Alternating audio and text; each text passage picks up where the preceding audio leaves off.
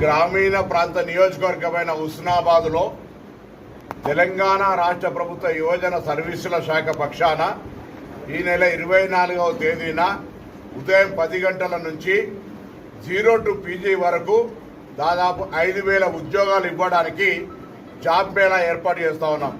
నేను హుస్నాబాద్ నియోజకవర్గంలో ఉన్నటువంటి చదువు రానటువంటి వాళ్ళ దగ్గర నుంచి ఉద్యోగ అవకాశాలను పొందాలని సందర్భంగా విజ్ఞప్తి చేస్తా ఉన్నాం.